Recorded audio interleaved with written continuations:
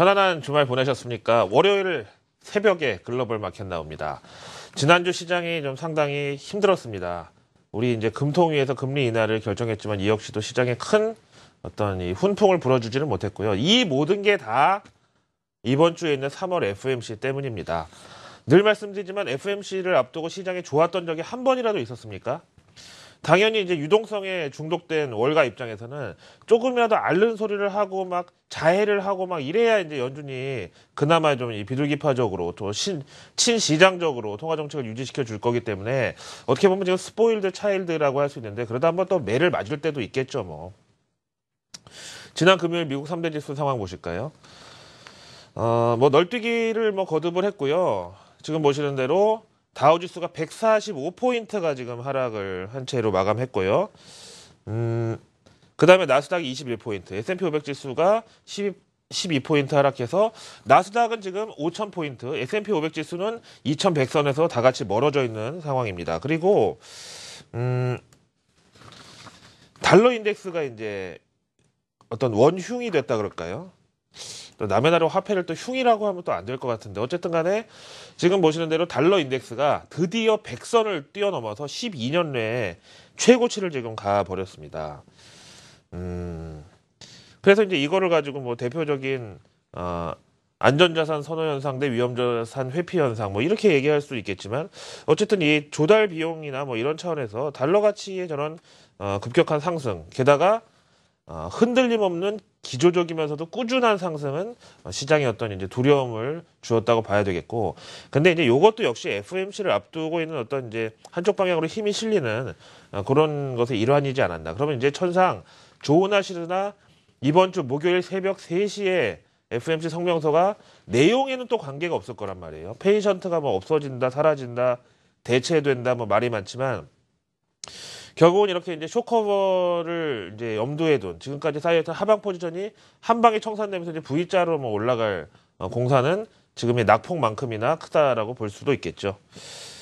저도 제가 지금 무슨 소리를 하는지 모르겠는데 월가의 시각도 이렇습니다. 자기들도 지금 뭐가 뭔지 헷갈리고 있는 상황인데요. 일단 지난 금요일 펀더멘탈 지표 2개만 보겠습니다. FOMC를 앞두고 있다 보니까 그 어떤 사소한 경제 지표도 연준이 이걸 어떻게 볼까 해가지고 지금 신경이 쓰이는 게 월가의 그 어떤 컨센서스고요. 월가의 이제 투심으로 봤을 때는 소비 심리 중요하고 생산자 물가지수 중요하고 뭐 좀 이런 거 아니겠어요? 3월 결과가 이제 나왔는데 보통 경제 지표는 한 달에서 2달 정도 지연이지만 이거는 우리가 지금 현재 살고 있는 3월의 현재 결과란 말이에요. 근데 예상치보다 크게 못 미쳤고 전월보다도 지금 많이 떨어졌습니다. 그 이유를 볼 것 같으면 유가가 또 그렇게 내릴 때는 소비 진작 효과가 별로 없다고 했다가 또 유가가 살짝 올라가니까 또 소비 심리가 약간 위축됐대네요. 유가 반등하고 변동성 장세의 소비 심리가 위축된 것이 원인이었다. 이렇게 얘기를 하고 있고요. 다음에 바로 이어서 생산자 물가지수 보시죠. 연준의 3대 바로미터 중에 인플레이션 GDP 실업률이 있죠. 근데 그 중에 하나를 좌우하는 생산자 물가지수가 나왔는데 이거는 2월 결과고요. 생각보다 많이 떨어졌습니다. 지금 물가가 2월 전에 그러니까 1월까지 11, 12, 1월 3개월 연속으로 내리 마이너스를 갔었기 때문에 이제 2월 달에 유가도 조금 반등을 하고 이러다 보니까 이 생산자 물가도 반등을 했을 거라고 해서 0.3% 플러스를 내다 봤는데 실제 결과는 플러스가 마이너스로 뒤집어지면서 수치는 더 커진 마이너스 0.5%가 나와서 4개월 연속의 하락세를 지금 기록을 하고 있습니다. 그 다음에 이제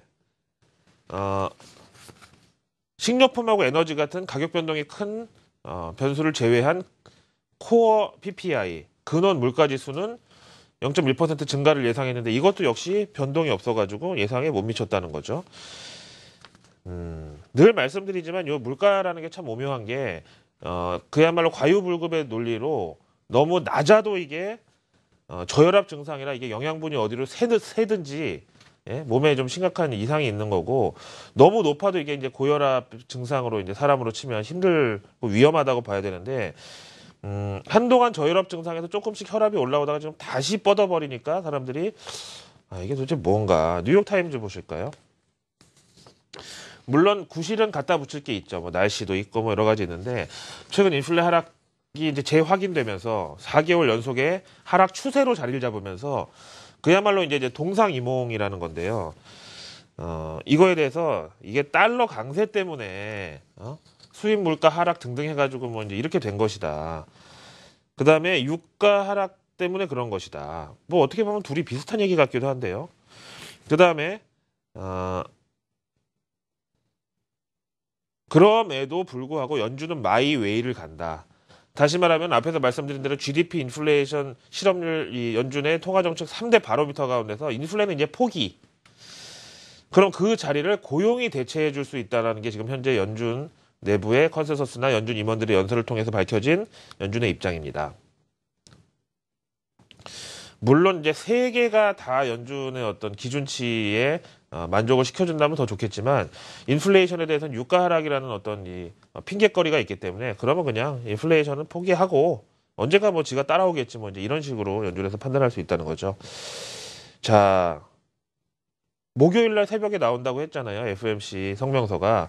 앞으로 월, 화, 수 3일 동안에는 나오는 족족 FMC 미리 보기를 다 보겠습니다. 오늘은 먼저 바클레이 캐피탈에서 내놨습니다. 연준 이번에 페이션트 인내심이 삭제가 될 거라는 거는 지금 현재 어느 정도 시장에 선반영은 돼 있죠. 지수의 낙폭을 봐도 그렇고. 다우지수가 18,000, 나스닥이 5,000, S&P 500이 2,100선에서 각각 다 멀찌감치 거리를 두고 있는 것은 저 페이션트의 삭제 때문일 겁니다. 근데 이 인내심의 빈자리를 과연 매파가 차지할 것이냐 비둘기파가 차지할 것이냐 좀 이런 차원인데요. 저는 이제 이런 FMC 뭐 지난번에 컨시더러블 타임이 삭제됐을 때도 그랬고 이번에 페이션트 삭제를 앞두고 있는데 그런 생각이 들더라고요. 뭐 그 우리가 이제 상식적으로 하인 리히의 법칙이라고 들어보셨죠. 그러니까 어떤 큰 해프닝이 한 건 일어나려면은 1대 29대 300의 비율로 전조 증상이 있다는 건데 일단 1대 29대 300에서 300이라고 하면은 지난 몇 년 동안 계속 지표가 호조를 보여왔고 특히 고용 같은 거는 2008년도 서프라임 직후에는 실업률이 10%를 갖다가 지금 5.5로 반토막이 났으니까 그런 지표 호조가 한 300건 정도가 됐을 거고요. 그 다음에 1대 29대 300에서 29는 이제 연준 임원들의 매파적 발언 같은 거 그리고 최근으로 오면은 지난번에 컨시더러블 타임 삭제됐고 이제 이번에는 예상대로 페이션트가 삭제될 것이고 그러고 나면 이제 금리 인상이 6월에 나온다고 해도 하이니의 법칙에 따라서 이제 크게 이상할 것이 없는 그런 전조 증상이 이제 충분히 있었다는 거고 연준은 그런 차원에서 이 정도면 연착륙이지 얼마나 우리가 더 배려를 해야 되냐 이럴 수도 있다는 거죠. 그러면은 이렇게 페이션트가 삭제가 탁 돼버리면은 FMC 성명서에 대한 판단은 매파적이라고 도장을 찍어버릴 것이냐. 연준이 또 그렇게 매정한 기관은 또 아니란 말이에요. 그래서 바클레이에서 지금 내다보는 것은 이제 항상 마디스투 마드릿 이런 표현이 미 경기 판단에 붙었었는데 지난 성명서에서는 살릿이 등장을 했잖아요. 견조한. 요거를 마드릿으로 약간 좀 수정하면서 비둘기파적인 이런 입장을 좀 보여줄 것이다. 이렇게 얘기를 지금 하고 있네요. 왜냐하면은 지금 1분기 GDP 전망은 매일매일 하향되고 있고 이게 날씨 탓이라는 변수가 뭐 들어있다고는 하지만 거기다가 이제 최근에 나오는 기업 실적도 대형주들은 그렇게 큰 힘을 못 썼단 말이에요. 요거를 무시 못할 것이다. 최근 날씨 영향, GDP 기업 실적 둔화 이런 것 때문에라도 앞에서 보신 살리드 표현을 마드릿으로 좀 격화시킬 수 있다. 경기 판단을 하향할 수 있다 이거죠. 그 다음에 또 다른 FMC 미리 보기 보겠습니다. 굿바이 페이션트. 그럼 뭐가 올 것이냐. 일단 앞에서 말씀드린 대로 한국 시간으로 목요일 새벽 3시에 성명서 나오고 이번 3월에는 제니 옐런 연준 의장의 기자회견이 있습니다. 우리 시간으로 한국 시간으로요. 그런데 이제 최근에 실업률이 일단 5.5%로 연준의 완전 고용 목표치에 도달을 했잖아요. 물론 뭐 그 질과 양에 대해서 어떤 뭐 경론이 없지 않지만요. 그렇지만 이 인내심은 더 이상 존재할 명분이 없다고 보고 대신에 지금 뭐 연준의 3대 바로미터 중에서 뭐 우열반을 굳이 따진다 그러면 우반에 있는 애가 실업률이고 저 열반에 가 있는 애가 인플레란 말이에요.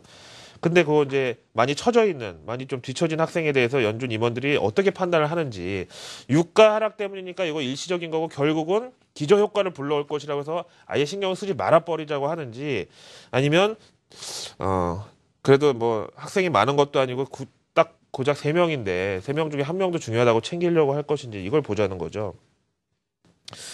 그 다음에 이번에 이제 페이션트가 삭제되면서 지금 보시다시피 이것도 옐런이 힌트를 한번 줬었는데 미링 바이 미링스로 이제 표현이 교체될 수가 있는데 뭐 영어에서 흔한 표현이죠. 케이스 바이 케이스, 뭐 터치 바이 터치 뭐 이런 건데 줄이어서 나오는. 그러니까 매 FOMC 때마다 금리 인상의 어떤 가능성을 타진하겠다라는 이제 저런 건데 저게 과연 어느 정도의 이 힘이 실릴 것이냐 이걸 보자는 거고요. 그 다음에 이번에 이제 포워드 가이던스하고 프로젝션을 이제 보면은 GDP는 하향될 것으로, 그 다음에 실업률도 역시 하향될 것으로, 그 다음에 인플레이션도 역시 하향되겠지만 2016년, 17년에 이 장기 전망이 어떻게 되는지를 보자. 그래가지고 이번에 이 프로젝션을 봤을 때는 GDP 하향은 비둘기파적, 실업률 하향은 매파적, 그 다음에 인플레 하향은 약간 중립 내지는 약간 비둘기파적, 이렇게 좀 볼 수가 있겠네요. 자, 로이터 통신으로 바로 가겠습니다. 페이션트 패닉. 연준의 참을성이 없어졌다고 했을 때 시장이 패닉을 올 것에 대비해야 하나? 라는 의문문이죠. 대비해라가 아니고요. 어떤 되게 이제 우리 학창 시절에 온화하고 자상하고 이제 학생들 말을 잘 들어주고 배려해주는 선생님이 계셨는데 어느 날 그 선생님이 내가 더 이상 인내심의 한계가 왔다라고 하면 진짜 얼마나 무섭겠어요. 여기에 대해서 뭐 저도 앞에서 뭐 헛소리를 뭐 이상한 소리를 뭐 했지만 저도 뭔 소리인지 모르겠는 뭐 얘기를 했지만 이게 지금 월가에서도 마찬가지로 진짜 페이션트가 없어지고 나면 패닉이 올 것이다라는 사람도 있고 아니다. 지금 너무 이것도 이제 일종의 엄살이고 어떤 자해공갈 성격이기 때문에 막상 페이션트가 삭제된 거를 확인하면 쇼커버가 나올 것이다. 이렇게 지금 이제 의견이 분분하단 말이에요. 월가에서도. 이렇게 나오고 있습니다. 6월이라고 하면은 지금 현재 시장에서 가장 매파적인 시나리오는 6월 금리 인상설이잖아요. 6월이라고 하면 지금 벌써 이제 뭐 한 3개월 남은 건데 글쎄 다른 지표는 어떨까요? 일단 연준이 이제 주포로 활약하고 있는 게 채권 시장이지 않습니까? 채권 시장 관련된 얘기를 좀 보겠는데요. 포브스지에서는 연준발 금리 인상 태풍이 온다. 그야말로 뭐 A급 태풍이죠. 상륙할지 비껴갈지 뭐 전에 소멸될지는 일단 모르겠지만 그야말로 테이블 위에 올라왔다. 6월 금리 인상 시나리오가 온 더 테이블이다. 근데 이제 여기서는 왜 빨리 팔으라는 것을 조언하느냐 하면은 이제 이거 너무 어려워가지고요. 저도 사실 뭐 어떤 이 기술적 분석이라든가 아니면 금융공학에 있어서는 거의 뭐 수준이 굉장히 낮은데 이게 그 모델이라 그래요. 쯔바익 채권 모델이라는 건데 이제 지금 현재 매도 신호가 출현을 했다는 거예요. 한 몇 달 만에. 요 구간인데요.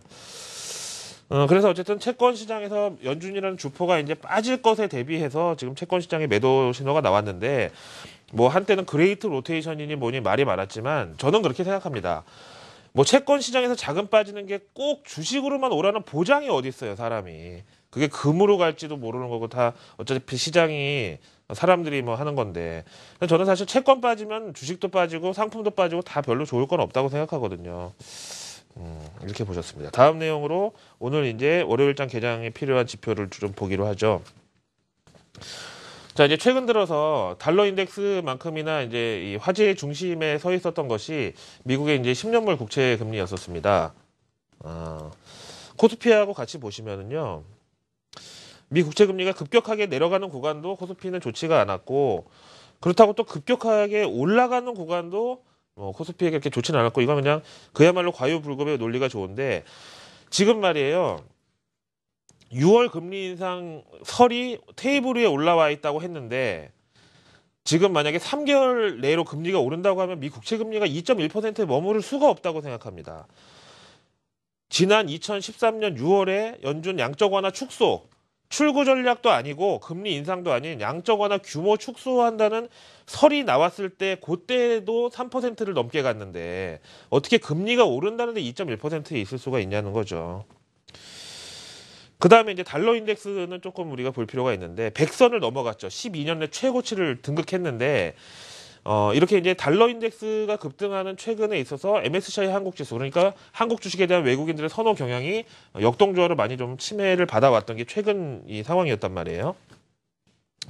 이제 그렇게 봤을 때 어떤 자금 조달 비용의 문제 내지는 되돌림의 차원으로 달러 가치 강세를 국내 이제 외국인 투자자들이 두려워할 수가 있고, 대신에 ECB발 양적 완화가 그 빈자리를 채워줄 수 있다고는 하지만 그래도 이제 해외 투자 운용사들을 보면은 미국계가 그래도 한국에 대해서 이제 조금 비중을 더 많이 갖고 있지, 유럽계는 조금 사실 한국 주식에 대한 비중이 이렇게 크지는 않거든요. 완전히 빈자리를 대체해주지는 못할 것이다, 이렇게 보고요. MSCI 한국 지수 보실까요? 1.44% 빠지면서 미국 증시보다 좀 언더퍼폼을 했습니다. 그래서 일단 FOMC를 앞두고 나서는 소소익선이라 그럴까요? 안 오르면 안 오를수록 내리면 내릴수록 FOMC 끝나고 쇼커버가 더 많이 들어올 수 있어서 좋다 그럴까요? 그래서 좀 의연하게 시장을 보고 좀 거리를 두시고 이제 이럴 필요가 목요일까지는 있다고 말씀드립니다. 자, 월요일 아침 글로벌 마켓 나우의 김희욱이었습니다.